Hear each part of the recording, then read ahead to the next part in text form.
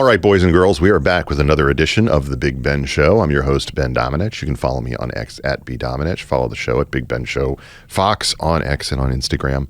I want to talk to you today about the fallout from the announcements surrounding the MOU with Iran and the reaction that we now have in the books from pollsters who have been asking people about what they think of this deal. To quote Aaron Blake from CNN, when asked to actually review the agreement, just 22% of Americans said it's better for the United States than Iran, while significantly more, 37%, said it's better for Iran. The other 41% said it was about equal. The percentage who said it's better for the U.S. included just 39% of Republicans. So just to underscore, only about 4 in 10 members of Trump's own party think his administration negotiated a win here. Americans also said by 45 to 29% ratio that the war has not been successful from a strategic standpoint, end quote. The issue here, I think, is one that is very predictable, given the nature of how much we see a gap between the perspectives Americans have on the economy and on how this war was affecting it. You may remember a couple of episodes ago, I was talking to you about polling that had come out from the New York Times that reflected the differences in perspective that Americans had on the economy. That older Americans, whose money is obviously mostly in the stock market, invested or are on pensions and Social Security and things like that, they are all people who think this economy is going great. They think it's not just a good economy, it's an excellent economy, and they rate it very highly. That's for people above 45. People below 45, as we talked about, rate it as fair or poor. They are not happy with the way the economy is going. They feel the pressure of inflation. They feel the pressure of gas prices, and they see the cost at the pump every time they go up to fill up their SUV and take their kids, on any kind of summer trip. As something that is just an ever-present gap in their wallet, something that is coming out of their paychecks that increasingly go less and less far in terms of their experience. So what do you have in this scenario? You have a group of people who traditionally skew Republican, older voters, who tend to come out, by the way, and vote reliably in midterm elections, very depressed now about the decision that this administration has made as it relates to this deal. I want to point out something as well that I think is very apparent. The way that the president is talking about this deal and the way that the vice president is talking about this deal are very different. The president is talking about this deal in very skeptical terms. He presents it as being something that's good or great for the economy and for gas prices, for the country, et cetera. But he is not really depicting it as being this, epic success. And that's because I think the president really feels like this is not his ideal scenario. He didn't get into this situation wanting to have a resolution that looks like what this scenario is. The vice president, on the other hand, is going after everybody who criticizes the deal, is representing it as being wonderful, as being perfect. We love Pakistan, that kind of thing is the sort of thing that's coming out of his mouth. I think it's a very different scenario that is being depicted by the president and the vice president. And to me, that's something that bothers me. I don't like a scenario in which the vice president is basically claiming to speak for the president's views, but representing them to the nth degree, to the degree that he is sort of not tolerant of any Republicans criticizing this deal, any conservatives saying that there's something wrong with sending billions of dollars to a regime that we just bombed the heck out of. And I think that that's something that is an indication of a break, a real break in the foreign policy between these two gentlemen. I think that, the vice president has been a very effective communicator. He's been, he's shown it on the international stage, on the national stage. He's someone who has, been able to, I think, be a very strong advocate for this administration's agenda. But when the White House or the vice president are going after different people for raising concerns about this deal, what they're doing is they're sticking their thumb in the eye of all the people who aren't in that 39% in their own party. People who think that this might not be great, or that this could be something that eventually leads to us just having to bomb Iran again in the future. I think that those people have the stronger argument on their side. I'm one of those people. But I also think that the administration should understand that's a critical part of their coalition. And it's one that they need to come out and vote strongly for Republicans in the fall in order to have any hope of holding on to the Congress. That's an enormous, I think, self-own. If you end up in a situation where you can't say, that something can be criticized that has very obvious aspects of it that can be criticized and are being criticized, and not just by neocons, not just by hawks, but by people who just don't think that we should be opening up this type of cash for the Iranian regime that hates us and wants to kill us and wants to kill our friends.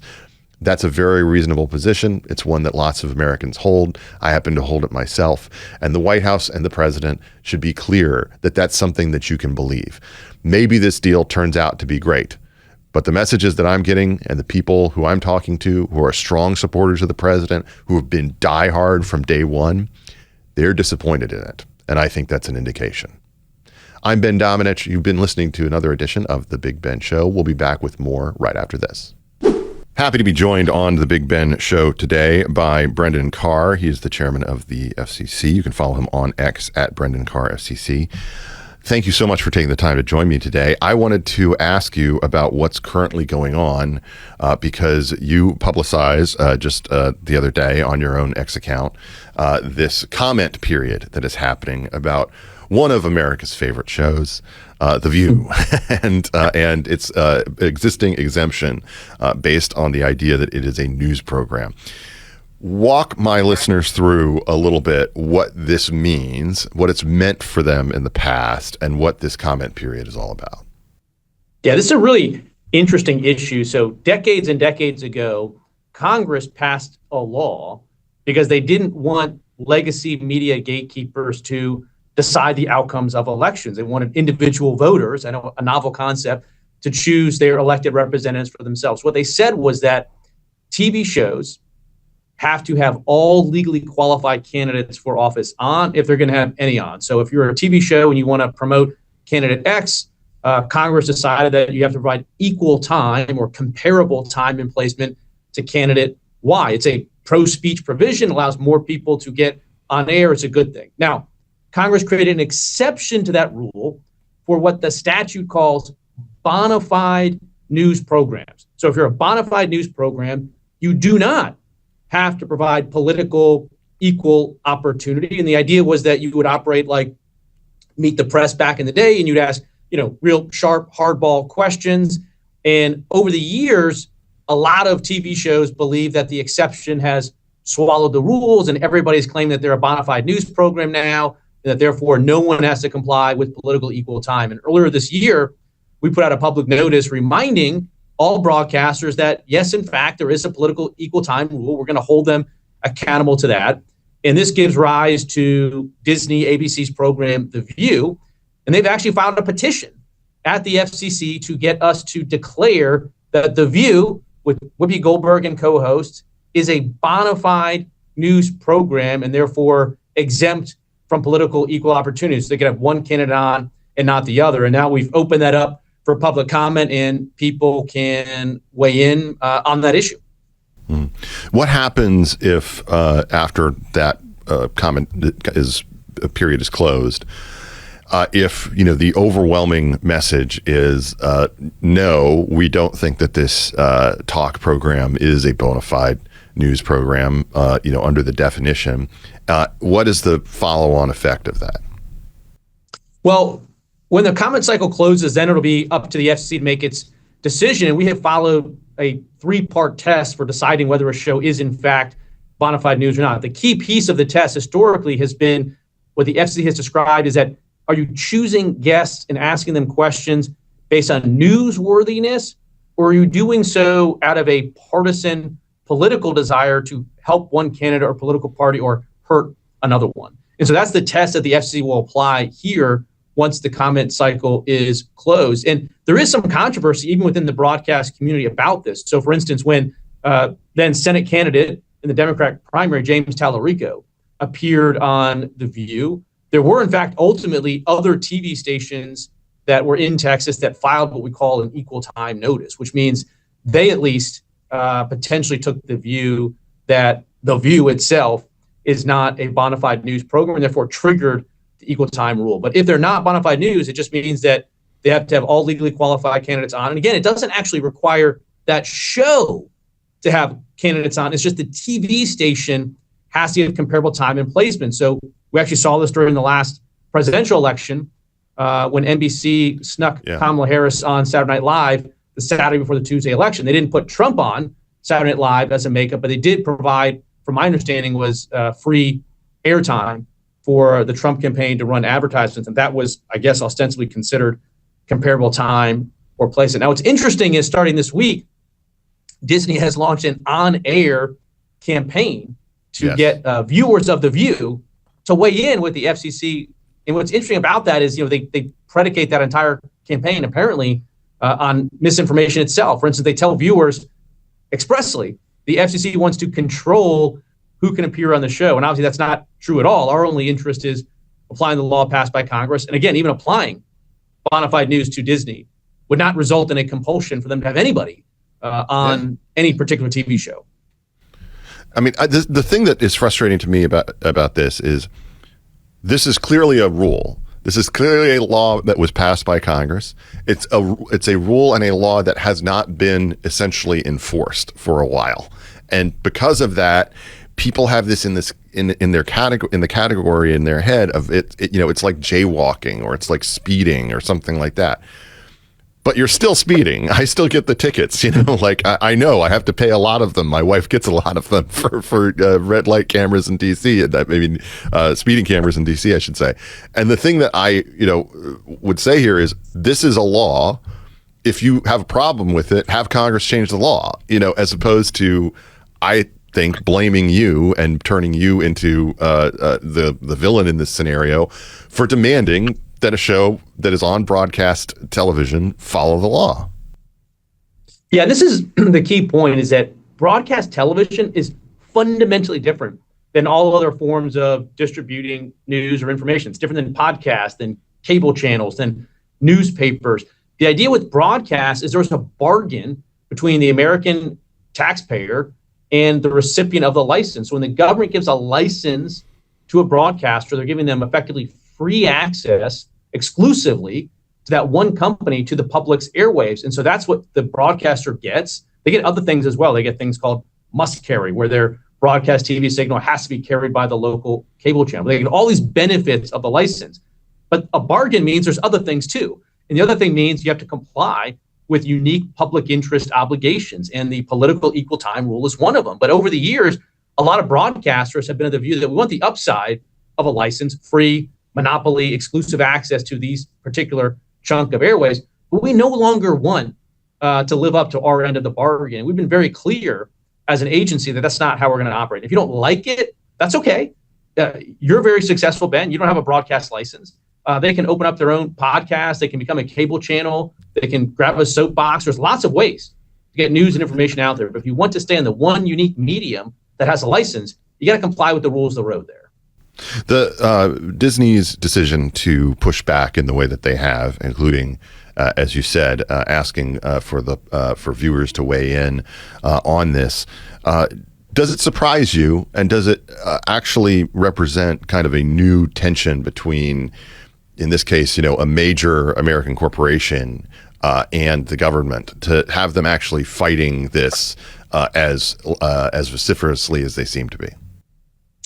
Well, as an original matter, they are participating in the FCC process. They have made their filing. They're going to be filing comments. I guess there was a world in which they could have gone or attempted to go straight to court and somehow block the FCC from doing this. So they are actually participating in the process, which is good. I actually don't mind their public advocacy. I do think it's a little bit interesting that in making the case that The View is bona fide news, they are running a campaign that is itself, as I indicated, full of misinformation and disinformation. That's a choice, but it's a choice that they decided to make.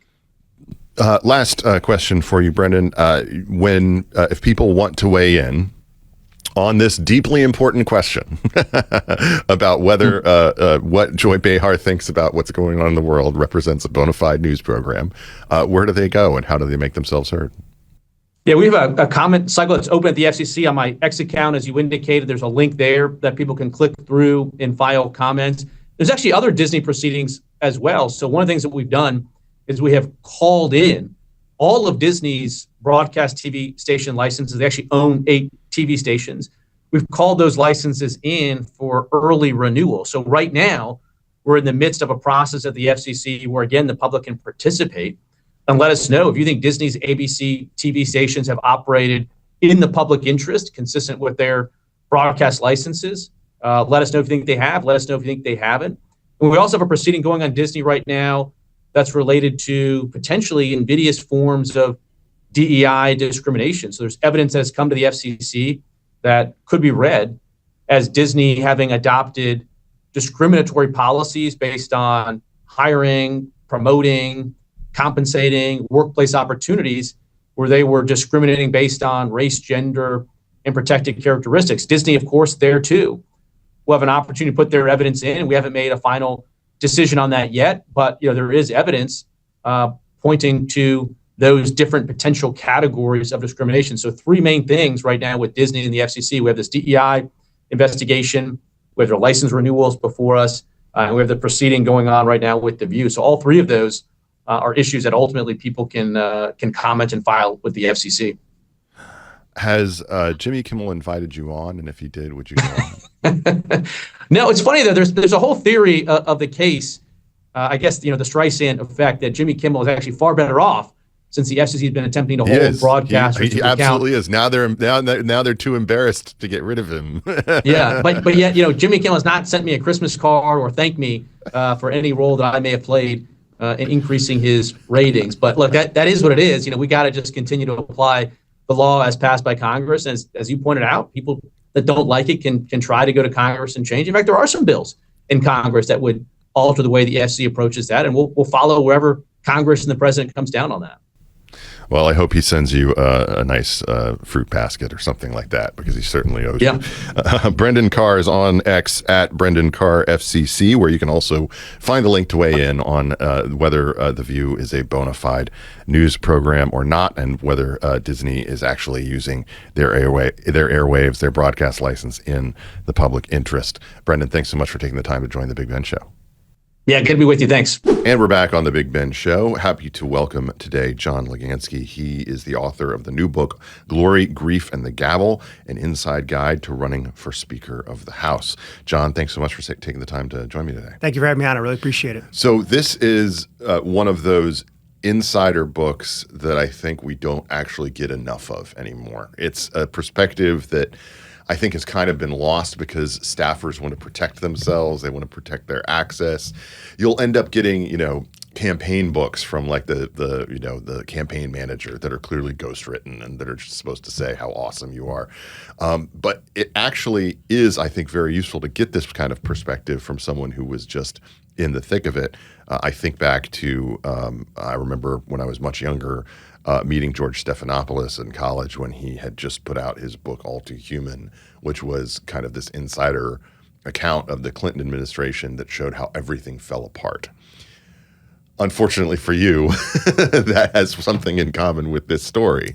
So tell me, before we get started, because our listeners don't necessarily know who you are, what's your background? What was your experience in terms of leading you to write this book? Yeah, well, I started as an intern for a man named Kevin McCarthy when I was still a junior at Stanford. He was the majority whip at the time, the number 3 position in the House. I didn't know him. I didn't know what the majority whip was or did. I was actually just trying to brush up my resume for law school. That's what I thought I was going to do with my life. And instead, like so many others, I came to D.C., I got bit by the bug, and said, this is where I want to work. Well, the world has too many lawyers. Anyway. That's right. That's right. So came to the Hill, kept telling my mom and dad, I'll go to law school in a couple of years, and that never happened. Worked for Kevin as a staff assistant, and then stayed with him my entire career on the Hill, over 10 years. I was the youngest floor director in House history. Those are the guys out there helping the members file the bills, process the amendments, make procedural inquiries if they need to. Worked for Kevin in the Majority Whip's office, Majority Leader's office, Minority Leader's office, and then eventually as his deputy chief in the Speaker's office as well. That track is one that was a difficult road for McCarthy to follow. He is somebody who really spent his career trying to get that brass ring, and along the way had to run into a lot of different obstacles and challenges. What were some of the ones that stuck out to you and that are a key part of the story that you tell in this book? Yeah. Well, off the bat, it almost seemed too easy. I came to town, like I said, in 2013. He was the whip. 1 year later, Eric Cantor lost his primary, and we became majority leader within a year. And then 1 year after that, that's right. I haven't heard from him. Or I think he got some post recently. But then a year after that, the Pope visits, and then John Boehner announces his resignation the next day. Mm-hmm. And Kevin becomes the nominee. And I'm like, this thing's easy in D.C., right? Yeah. 2 years, I'm already up in the top. And obviously, life had a different plan for us. Yes. And so I write about that episode in the book. That's part of the grief, I would say. That was one of the harder parts to revisit. But I think that, that ebb was really kind of what we needed to teach us the skills, resharpen our skills, and learn the lessons we needed to learn going into 2023. And I don't think we would have been as successful in 2023 had what happened in 2015 not happened. Mm-hmm. The track that McCarthy took also, of course, coincided with the total takeover of the Republican Party by Donald Trump. Yeah. And when McCarthy started his career as one of these, and this is even before you were working for him, as one of these young guns alongside Paul Ryan and Eric Cantor, the expectation for the direction that the party was going to take was very different than the one that it ended up on. Witnessing his attempts to navigate that situation, figuring out kind of how to adjust to a new reality, and it really was a new reality for the GOP, with members who talked very differently than other members you'd had in the past, issue sets that were not exactly aligned with the way that traditional Republican politics had worked for the previous, 2 decades or so. What was that like, and what lessons did you take away from the way that he understood or tried to understand what was going on with the country and the party? Yeah. Well, I write in the book that, Kevin saw the rise of Trump earlier than most, partly because of before the Young Guns, he was a state legislator in California, and a certain man named Arnold Schwarzenegger came on the scene and won the governorship. And there were certain parallels. I talked with Kevin for this book after I started writing, and he said, these are his words, both men, Schwarzenegger and Trump, followed what he considered to be kind of meek men in build and temperament, and Gray Davis and Barack Obama. They were more of the strong types, right? Arnold and Trump. They had those rallies. He said Arnold had those rallies where people that were not involved in politics before were coming out. And it takes a lot. If you're going to go out and spend some time in the heat, in a rally, you're probably going to vote for that person. And Kevin said it even went down to the playlist where Arnold and Trump both used Twisted Sisters. We're not going to take it. And so he was one of the— I didn't know that. Yeah, I didn't either. And he told me all this afterwards, and I said, this makes sense. And so he saw it. He was one of the first ones to kind of say on TV, and he got mocked for it, but he said Trump can win.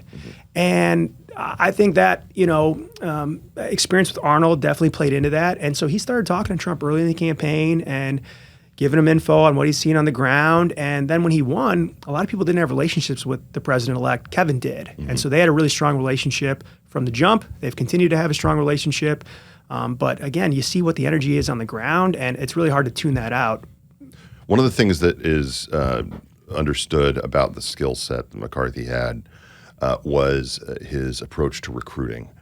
He was very intentional and picked candidates designed to win back this majority that were, going to fit certain personality types, certain categories within an appeal to unique districts, particularly districts in blue states.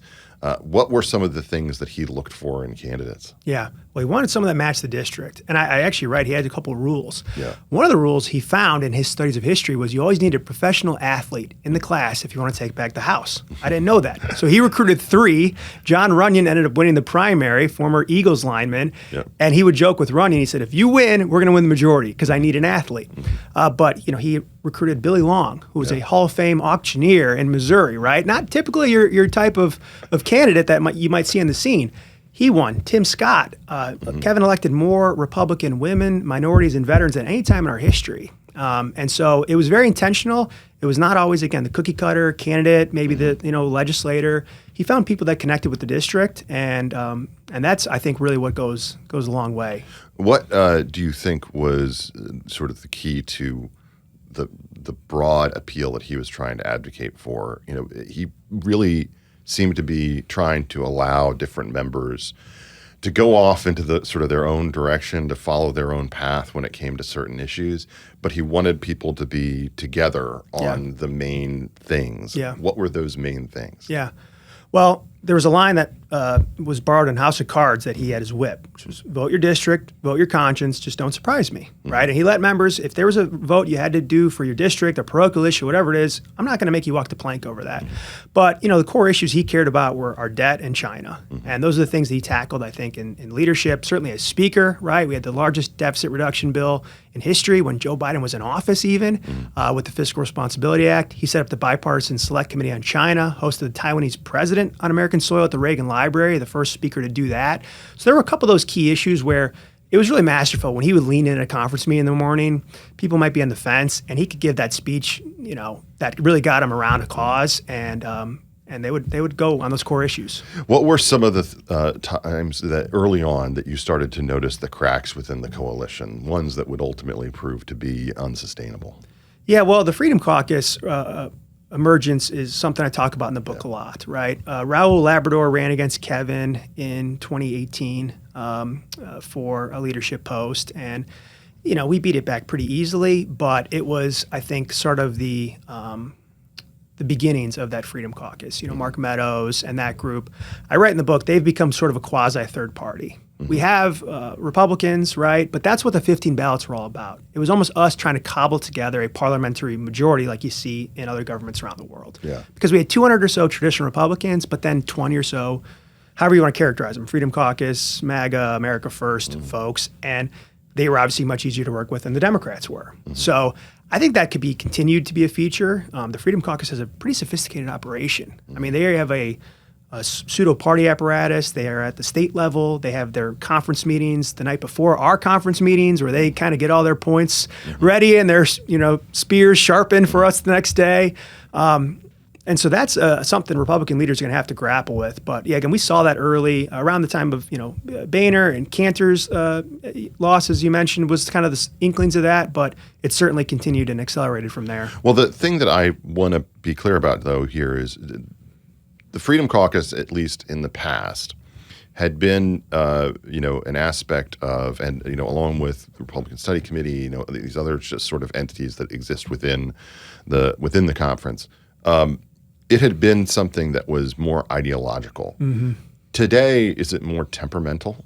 Yes, definitely. Yeah. Definitely. I mean, it doesn't seem to me like there's actually, certainly there is some ideological overlap when it comes to these different members, but a lot more of what seems to be going on is attitudinal. The combo of Nancy Mace, Chip Roy, Thomas Massey, Andy Biggs, do they really have some kind of shared ideology, or is it much more? And I know these people, I've interviewed them before, but it seems more to be about, well, we're not fighting hard enough for X, or we aren't, pulling out, we aren't going to the mattresses for Y.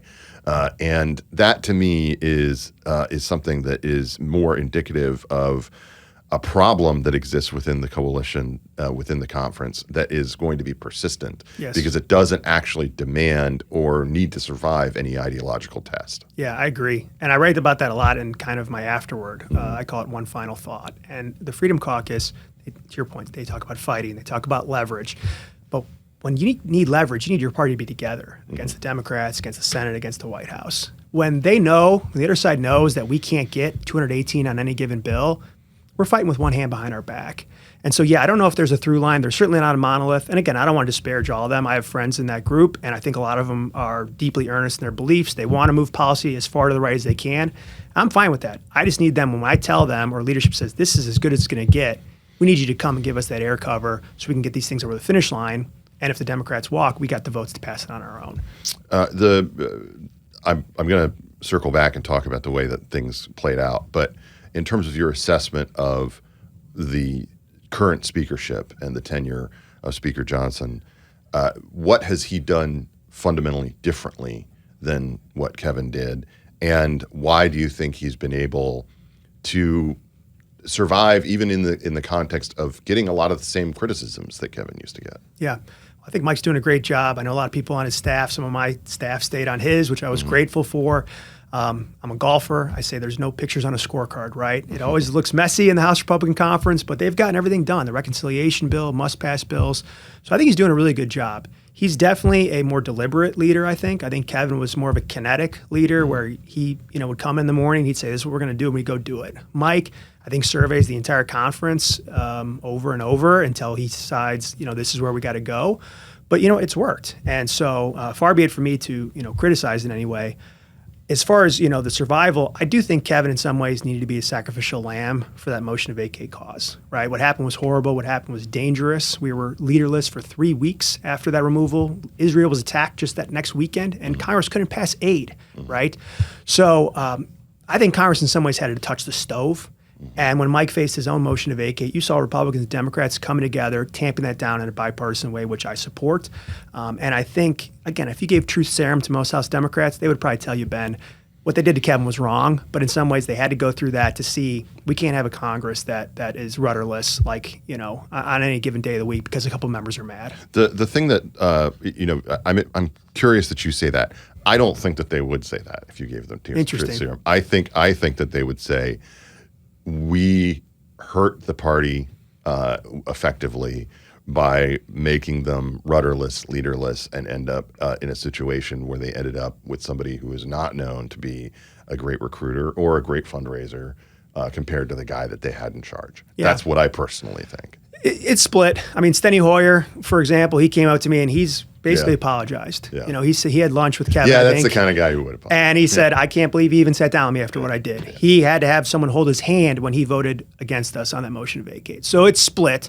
But I agreed, and I say as well, listen, if Nancy Pelosi came to us or Hakeem Jeffries came to us in the same situation, I can't imagine, that'd be so hard to contemplate what you would, do in that situation to lend a hand.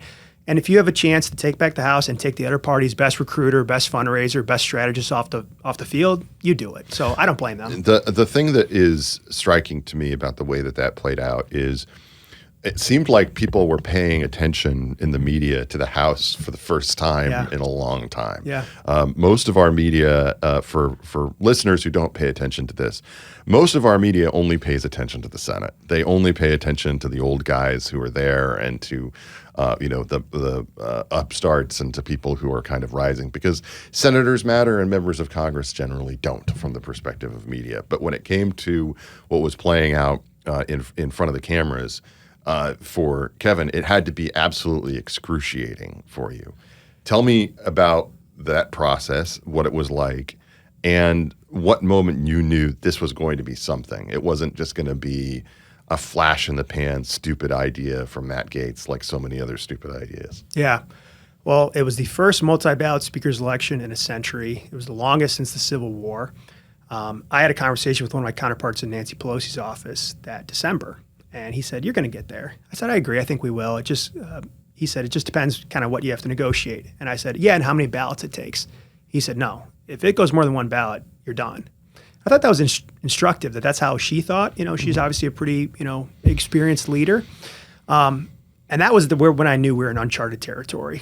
I think I sent Kevin the last time it happened. A gentleman from Massachusetts won after 8 votes. He was the leading vote getter. And Kevin said, well, at least I got that going for me. We kind of knew going into this, we'd have to buckle down. Mm-hmm. There was a morning, I write in the bottom of the book, the conference morning, that first day, January 3rd. We were working in good faith with a lot of members. And then there was a group that came in the night before, led by Matt Gaetz, and they moved the goalposts entirely. He said, I think you'll think this is moving the goalpost. I said it's moving to a different zip code. Mm-hmm. They wanted gavels for himself and for other members of the Freedom Caucus.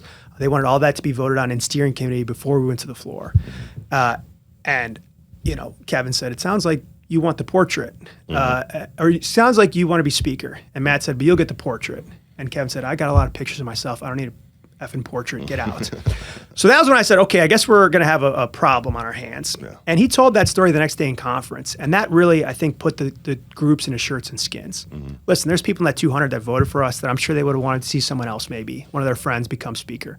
But when the choice was between Matt Gaetz and that toxic offer the night before, or standing with the party's nominee, they stuck with us. And I kept hearing there was going to be ballots where 5 members going to drop off on this one, 10 members going to drop off on this one. It's going to be a drip. It never happened. Yeah. And we were certainly not like taking our time. We were trying to go as quickly as possible. But, we had cover on the outside, and we felt like had them in a much better spot compared to 2015 than we did. And we were able to whittle that group of 20 down into 14 broke for us initially, and then we got the last 6 to vote president eventually in the end as well. Should the motion to vacate exist? Well, I'll say this, and this is something we got comfortable with. It exists no matter what form you conceive of it in. Mm-hmm. You could take it out of the rules tomorrow. Nancy Pelosi had a rule where only the party leaders can bring it. Mm-hmm. Guess what? If I'm an enterprising freshman that now make waves in D.C., you can introduce one and appeal the ruling to the chair. And if you have 218 votes, it's in order again. Yeah. You could do a discharge petition. You could just vote against every rule on the floor. Thomas Massey brought that up on one of our conference meetings. He's like, you guys are focused on the motion to vacate too much. There's lots of ways to get rid of somebody. Mm-hmm. And so I think that's what speakers need to understand is you have your job's on the line every day, and you're at the mercy of 218 individuals. So whether or not it exists in the current form, that's a little bit semantics, because if you don't have 218, you can't control anything. What of the long list of reasons that the Congress no longer works, what do you think are the ones that get too little attention? Well, I think I don't know if it gets too little attention. It's getting more attention with this mid-cycle redistricting, but the playing field has really shrunk. When I came to D.C., there was maybe 70 or so swing seats, right? I mean, there was a lot of moderate members. There would be crossover votes. You'd have dozens of members from either party vote on any given bill of the week. It was at 30 maybe for the last couple of years, and it's on track to be like 15 or less. What that means is there's about 210 seats for Republicans and Democrats that are safe R or safe D, and all they cater to is their primary base, right? That's not great. And that's why you have folks that are more focused on performance, more focused on doing what they need to do to trigger, small dollar donations. We're going to see a lot more of that, I think, unfortunately, these vacate votes, censure votes, impeachment votes, expulsion votes, contempt, whatever you can think of that is, what I call a sugar high vote for the base, but doesn't actually move policy. There are a lot of good members that are doing good things behind the scenes, but they're not getting the attention that the ones that, are causing the chaos are. Mm-hmm. We saw 3 of those types of members. Actually, I guess more, because there were a couple of others as well. But 3 of the most prominent in Chip Roy and Nancy and Jasmine Crockett all lose by running statewide this cycle. Do you think the situation is such that folks who think that they can catch fire by going viral in hearings or giving fiery speeches or something like that, basically, are they going to discover at some point that there is a ceiling to how far you can go with that and change their behavior? Yeah. Or do you think that this is kind of a new era of influencer politics, whether we want it to be or not? If you burn fast, you burn bright and quick, though, right? And so I think some of them are seeing that. Again, all the members you mentioned, I wouldn't characterize them all the same. I think Ace and Crockett are unique. And those folks are ones that are, what gets me on TV today? Let me do that. That's their ideological through line. Chip is, people say I'm too nice to Chip in the book. I had a good relationship with Chip. But I've known Chip for 25 years. Yeah. So being nice to him is fine. Yeah.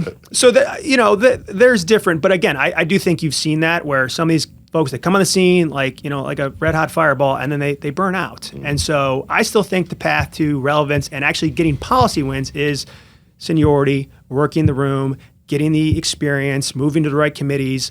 It takes a lot of time. I mentioned in the book Marcy Kaptur, the longest serving Democrat in the history of Congress. It took her 3 Congresses, 6 years to enact legislation to put the World War II monument on the National Mall. I mean, what could be a more sympathetic cause than that? And she had to fight for 6 years to get that done. I would challenge members today. How many of you have the same persistence and commitment to the causes you claim to hold dear to put in that level of work? Because that's what it takes. And that's a layup. Yeah. There's a lot more difficult challenges we need, and we need serious people to do them. The Congress is unpopular, deeply unpopular. And that unpopularity extends regardless who is in charge of it. The House is really viewed as being a sclerotic institution full of octogenarians, at least on the Democratic side, who are out of touch with the direction of the party, out of touch with, of course, the rising, younger, energetic DSA, and is, basically a useless entity, politically. In fact, they're essentially running to take back the House this cycle on the basis of impeaching Donald Trump or blocking anything that he does, and that's it. There's nothing more than that. Mm-hmm. There's no positive agenda. There's no contract with America. There's no, nothing.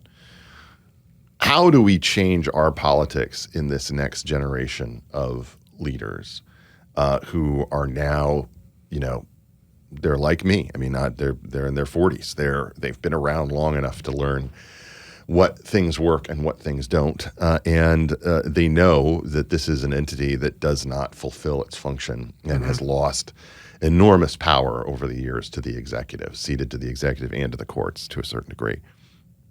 Fixing that, to me, is one of the biggest questions about our representative democracy, because people don't feel like they are actually being represented. Yeah. What they do and what they have done time and again is demand dramatic change. They demanded dramatic change when it came to the Obama election. They demanded the dramatic change when it came to the Trump election. They even demanded the dramatic change, I would argue, with the Biden election, but that was just out of desperation. They just felt like Trump was all over the place during COVID and they couldn't figure out where they needed to go. They just didn't want to be there. And then, of course, they saw the error of their ways and sent him back. I feel like we have had change election after change election after change election in my lifetime, stretching back to Clinton, stretching back to Reagan. Throw a coin for the 2000 election, what have you. People are demanding change and they're not getting it. Mm-hmm. At least they don't feel like they're getting it. And to me, a big part of that is the House of Representatives, which seems fundamentally to me to be broken. Can it be fixed? Yeah. There's lots to unpack there, and you're right. The only consistent has been change. And throw the bums out is always an easier message than, showing the problems you fixed. I'm going to put the blame back on the electorate, though, in some ways. Okay. I think the Congress is a reflection of the people who are wrong. It's us holding up a mirror to ourselves. Yeah. And so if these guys are getting clicks, if they're getting donations, if they're getting on TV, there must be an audience for that. So we need to ourselves, in some ways, tune it out. We need to stop rewarding that type of reality show Congress. And so I'm going to put it back on the electorate a little bit because that's an easier answer. I do have thoughts on your points you raised about Congress reclaiming some of their authority. We keep cutting our budget. That's always the first one, to show we're fiscally responsible. And then the executive branch is always employees, and we can't compete up with their expertise. That's crazy. Should we double the size of the staff in the Congress? I'd be fine with that.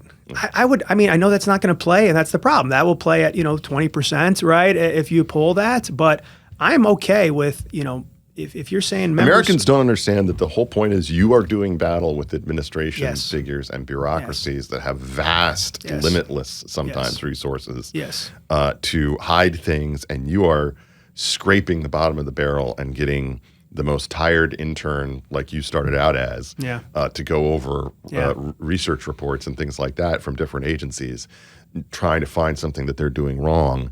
And I mean, that's ridiculous. That's not accountability. It's not, oversight. Yeah.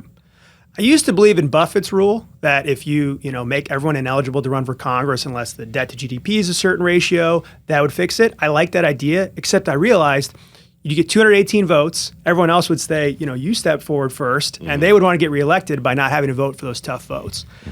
I'll give you a crazy off-the-wall idea. I was in South Korea on a CODEL. They allow the speaker to have a couple secret votes, secret ballot votes every Congress. Again, it's an indictment. Our leaders and members of Congress should always vote the way they think is best, right? That's not how it works. We always call that a hope yes, vote no caucus. They want they know we can't go off the cliff. They know we can't default on our debt. They know we can't shut down the government indefinitely, but they don't want to be the ones to vote for that answer back home. But I think you would actually have, and again, it's an indictment of the folks we have serving in some level, that's the case. But if you had the ability to call a couple of votes that are secret ballot, I know that's not in keeping with our transparency, but you would have different outcomes. That's my off-the-wall idea to spitball on for your listeners. Last question for you, and thank you for taking the time to join me. Sure. Having done all of this, having been through all of this, do you feel like it was worth it? Yeah, definitely. Definitely. The feedback so far has been really positive. If no one else reads it but my kids and grandkids one day, I think it'll have been worth it. But I've had a lot of young staff reach out. This is the book I would have wanted to have read when I was at Stanford undergrad coming to DC to learn how it is. You said there's not a lot of books like this anymore. No. A fly on the wall, front seat. This is how it works. This is how the process works. The line I'll leave you with is in my acknowledgments. It says, observation unrecorded is knowledge lost. Observation unrecorded is knowledge lost. And that was what I thought about. We had a really interesting experience here. I hope someone can take from this and learn from our experiences and go further than we did. Mm-hmm. The book is Glory, Grief, and the Gavel, an inside guide to running for Speaker of the House. The author is John Legansky. Thanks so much for taking the time to join the Big Ben Show. I appreciate it. Listeners, I want to recommend to you an article that appears in Legacy Media in New York Magazine. There is a piece called The Feed is Fake by Lane Brown that I strongly recommend that you check out. Essentially, it is a guide to the existing environment of enormous swaths of the internet that are controlled by a handful of small firms who are paid to make things go viral. It's the cheapest form of marketing that perhaps has ever existed. And it's one where you can very easily create the image or the illusion that something is going viral even when it isn't. These small firms are sometimes deployed to affect the way that people view Hollywood creations, making trailers go viral, making clips from trailers go viral, making created or manifested TikToks and Instagram rolls and things like that go viral in a much greater degree. And they do it across tens of thousands of accounts that are all fake and that are designed to repeat, to echo, and to increase the conversation, the way that people are interacting with any kind of new product or new movie or new TV show. And it's extremely effective. In fact, because people don't have their barriers up, that as they do when they see sponsorships or advertising that they are aware is fueled by money, they can have the misimpression that things are going to be much more popular than they actually are. This is something that we've seen play out online, of course, in front of us over the years, but it's also something that I think people are still largely unaware of. When you have this type of content fed to you, it's designed to make you do something. It's designed to make you feel something, and it's designed to make you change your opinions about something. And that's exactly the kind of tools that we've seen affect American politics over the years. When it comes to the cultural space, it's one thing. They're trying to boost a small band. They're trying to play up a certain relationship. They're trying to make, the relationship between the Hot Wings guy and Keke Palmer go viral. And those are all things that are perfectly fine and unobjectionable. But the thing that I find to be very, very disturbing about this piece and about the lessons taken away from it is how much that could become the type of thing that can put a real scale on the efforts politically to change the country. You could have the impression that certain things, certain storylines are going in one direction based on your own feed, while somebody who's sitting right next to you with a very different feed might not be seeing any of the same content. The fact of the matter is that there are laws that are supposed to present this content as being branded or sponsored, but nobody seems to be following those laws. And as long as you don't have that signal that what you're seeing is being paid for by someone who wants you to see it, I think you should presume that everything that you see falls into that category. I'm Ben Domenech. You've been listening to another edition of The Big Ben Show. We'll be back next week with more to dive back into the fray.